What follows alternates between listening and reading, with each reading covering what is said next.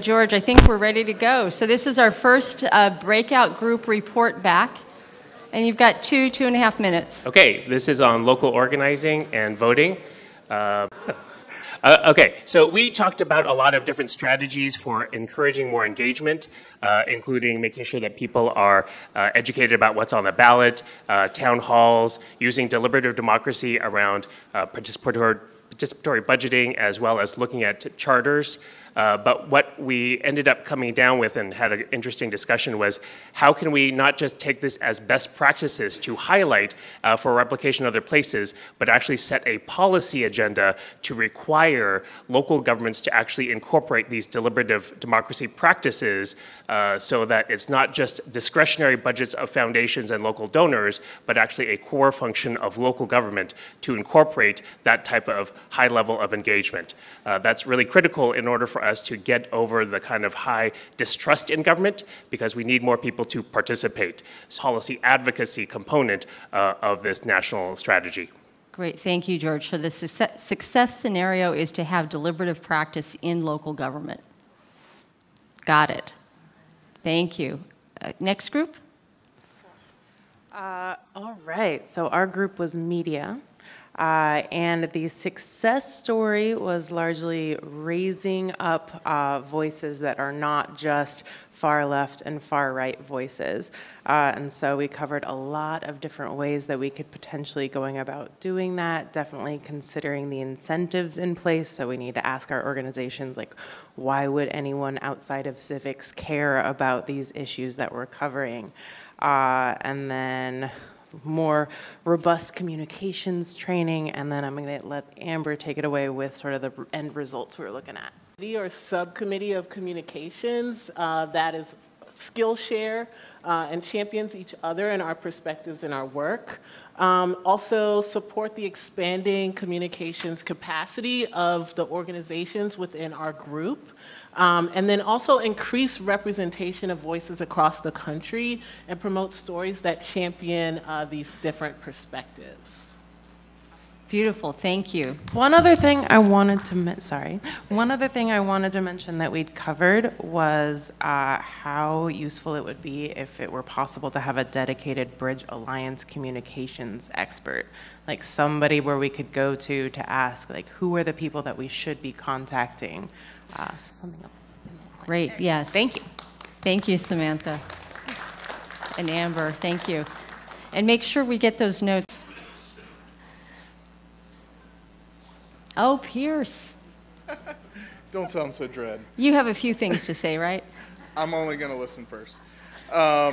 So I'm Pierce Goblin, Listen First Project, and more recently leading also with Debbie Lynn and others, National Conversation Project, broadly collaborative vehicle for so many of the organizations represented in this room, mending the frayed fabric, bridging divides one conversation at a time. No pitching, Pierce. I'm not pitching. So this was relational skills, in which, as I said, we've talked about it in terms of that mending the frayed fabric, in terms of moving from us versus them to me and you. Ultimately, how can we turn the tide of rising rancor and deepening division? So strategies that came up at our table, create opportunities for these conversations, for these relationships to be built, teach the skills, incentives, and getting those competitive juices flowing by how many, bridge building points and barrier smashing points can I get this week, which would be a really cool way to tap into some of that human instinct. Integrating the arts. So the idea of a traveling art project as an entry point, locally manifest there. Legitimizing the work, which I think is something we can all appreciate, that this idea of conversation, this building relationships, isn't just some soft kumbaya thing that you all have heard the reactions, I don't need to explain. IDing allies in the public square. So could there be some sort of a tag maybe on our social media profiles that say, hey, I'm somebody that wants to have this conversation and wants to be a part of this bridging of divides. Taking action together, so moving beyond the conversation and actually working together, which tons of research says that's how we can really build. How do we aggregate, align, and amplify the work that everybody is doing to that end? Thank you. So your success scenario is that everybody in the country has relational skills to support democracy. Bingo. Thank you. I'm the recapper, just so FYI. Who's next? All right, Josh. I love that I actually know some of your names. Yeah. All right, so I was with the education and youth group, and I was voluntold to present. So I'm going to pick the things that I liked the best, which are clearly what everyone else liked, I hope. And lift up a few things as far as success. So 3 things we talked about: having civic education and action in all 50 states required, having a pipeline from K through 12 and longer term experience, and having youth leadership of this work in our organizations. That means like youth on our boards at Bridge Alliance, having more youth here and space for that, and the work that we do. And as far as next steps, talked about focusing on a few sites where we can kind of go all in together, where there's already good conditions, where there's supportive school systems or universities, for example, where we're more likely to be successful and where we're already working. Doing longitudinal evaluation, recognizing that we may not get the results back for a while, but that we need to show the long-term impacts of this engagement. And my favorite, the easiest one, just have a listserv amongst us groups. Yeah. So, yep, that one I think is doable. Great, thank you, Josh. Good job. To the microphone, we'll catch you.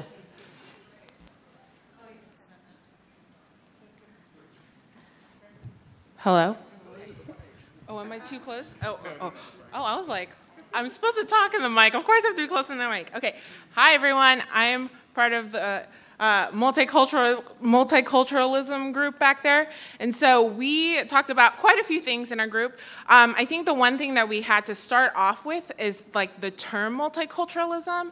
And so for our space, we were saying instead of talking about multiculturalism, which is like a pretty dated term, talking about how do we have spaces for diversity, equity, inclusion, specifically in terms of an equity model. So making sure not only do we have people who don't look like us, who do not have the same experience as us in this space being Bridge Alliance, electorate, this room, successful, right? It's not just enough for people to be in a room or for people to just like participate. It's for people to get the resources for them to be successful and being part of the conversation and the leadership. So that was the first thing. So using language intentionally when we are having conversations around diversity, equity, inclusion, and making sure that everyone in our space is understanding of what does that mean and what does diversity, equity, inclusion mean. And it doesn't mean just having brown people in a room. The second one, is we want to see, like in terms of what a success look like, serving as a resource and as a convener, a trainer, a facilitator to all of the partners at the Bridge Alliance and everywhere here to talk about diversity, equity, inclusion, and then how does that look like in everyday life? How does that look like in your work? How do you have these different, because at the end of the day, people don't know what they don't know. And so us sharing that space for us to have a conversation about how do we integrate that work in our everyday lives, personally and professionally. And then the third is shifting center language. A lot of times we talk today about like, oh, we need to engage the what was it called, something center, right? So thinking more along of lines, not just people at the center, but people who are just not engaged. Think of it as a spectrum of who is the most engaged, the least engaged. And so talking to the folks who are not participating in the process either through barriers or being told that they are powerless through the work and systemic things that have happened to them. And then the last one is creating space for diverse groups, like to have conversations around this, right? And so when we're in rooms like this, when we do workshops, how do we have a space for us to talk about diversity? How do we integrate that into the everyday work that we do at conferences and things like that? Hear, hear. Thank you. So I want to just confirm the success scenario that I see. I see 100% participation from all members of the community, 100% participation. That includes everybody. And we also need to do a definition around language so that we can share language. Is that, I just want to make sure I got that right. Yes, and then when we talk about 100% participation and then 100% success, like giving people the tools and resources and that training. They need. And trainings to have 100% of people have the tools to be successful. Got it. Thank you so much. To the audience too. I'm Awesome. sorry. That's the okay. Videographer. I'm happy to look at your back.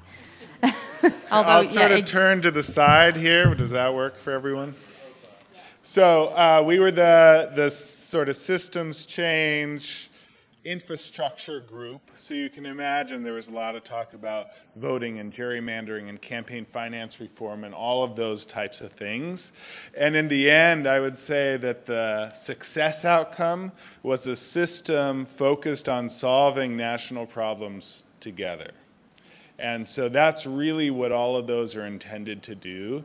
And there were some specific steps that folks talked about in terms of how the Bridge Alliance and this community of people could support each other. One of which is that talent is really necessary to move these things forward. And maybe we could have evaluation came up in our group as well as being really important, evaluation and measurement.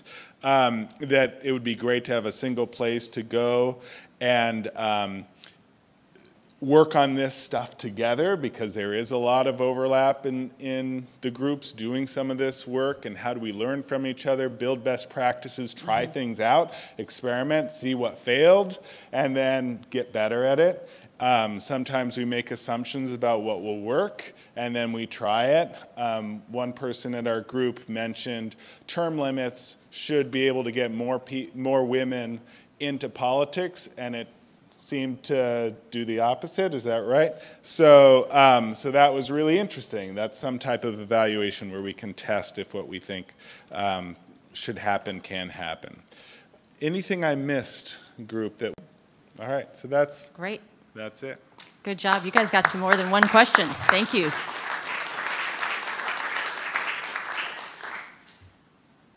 And who's next?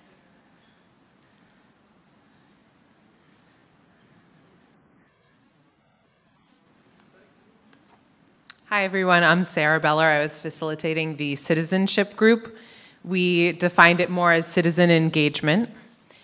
And we spent the first bit trying to come up with an outcome statement around what would the process of citizen engagement look like, and talked about making engagement more accessible, to have better tools and better pathways towards citizen engagement, to the point where it becomes a habitual thing that people are, what is all this engagement for, and is it actually having an influence? So we debated that for a while, and we looked at whether citizens could kind of band together enough to have an influence in the face of special interests, which have so much influence. And there was a debate of whether consensus is needed in order for citizens to have an influence in the face of money and special interests. Unfortunately, we didn't reach next steps or collaboration, but that's the process that we went through. Did I miss anything? Yeah. Okay. All right, so success scenario is active citizens for the sake of self-governance. Did I get that right? And some training. Who's next?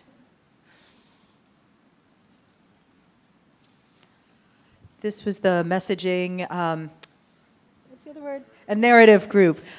So we talked about kind of two different types of messages. One would be the, we're not as divided as we think, trying to bring the narrative back. And also talked about messages to help people feel more like engaging. And so in that one, we talked about that a little more, talked about different messages for different people. There's people that feel like this doesn't have anything to do with them anymore. There's people that never felt like it had anything to do with them. Yeah, so there's just lots of different kinds of people, and so what message is a step that people would really like to see. So both message testing and maybe a collection from all these groups that have been doing all this work, like what's been working and what messages have worked well and what messages haven't worked well. Can we bring it together to have a collective, like best practices around messaging?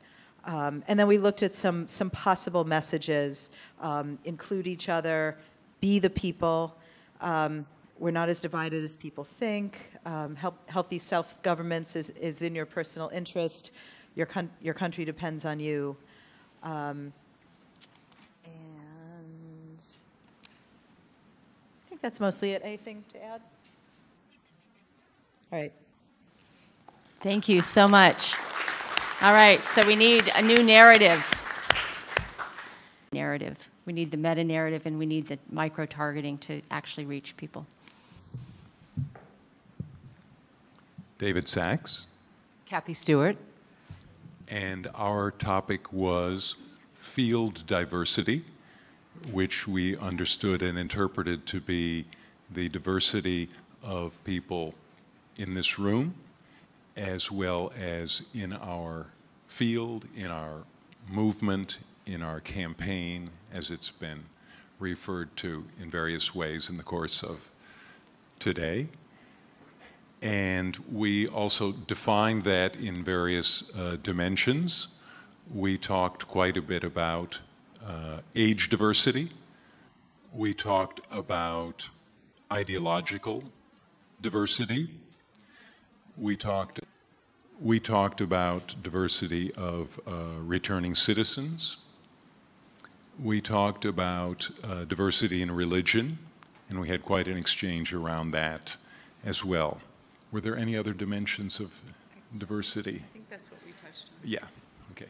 And we tried to define some successes and some next steps that could be taken by the Bridge Alliance. So one thing we talked about was what would the Bridge Alliance need to do to welcome more diverse leaders and organizations that are already working in the space, the broad space of improving the health of our democracy.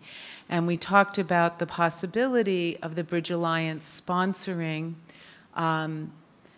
could draw on current Bridge Alliance members who are working in specific communities. So for example, at our roundtable discussion, we had leaders from the Campus Compact and from Junior State of America who already have thousands of young people who are engaged in taking a look at the health of our democracy. What if they came to us and gave us a briefing and we had an opportunity to explore those issues with them, and we agreed that there's many other organizations of young people who are in the space.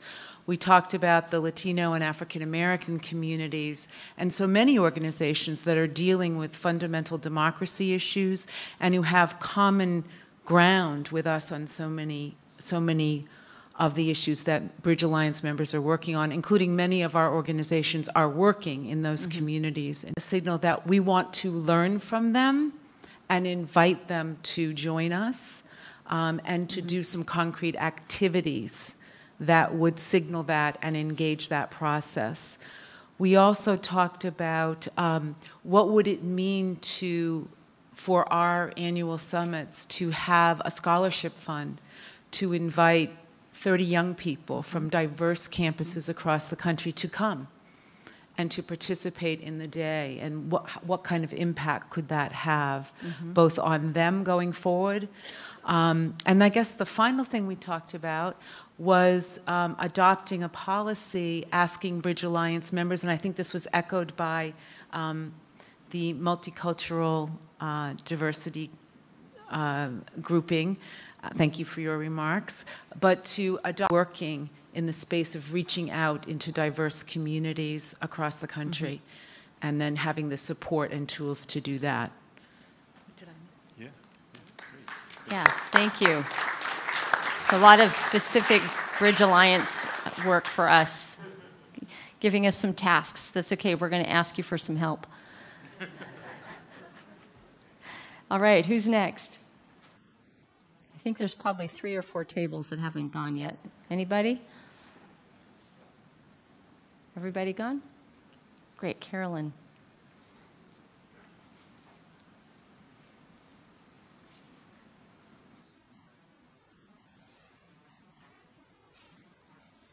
We were an open discussion table, and we were very blessed in terms of the diversity of organizations in the Bridge Alliance. and we represented people who've been in this field for decades and people who are just getting interested in the field. We also started a little bit on a note of several contrarian comments, which I presume goes with an open discussion table, right? And Jeff did a beautiful job of facilitating that with us. I think we came out with two very practical things that are important to this discussion. After a lot of reflection on what are we meaning by a national strategy and what would that look like at this time, and Bridge Alliance had a good national strategy to begin with, and what's the progress on that national strategy, we actually came to a kind of agreement at the table that what we thought was most important at this point was actually not a series of coordinating strategies in the various streams of the kind of work that the Bridge Alliance represents. So structural issues, systemic issues, citizen engagement issues.